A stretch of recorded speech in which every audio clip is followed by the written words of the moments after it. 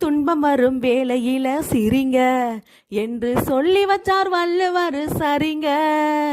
துன்பம் வரும் வேளையில சிரிங்க என்று சொல்லி வச்சார் வள்ளுவர் சரிங்க.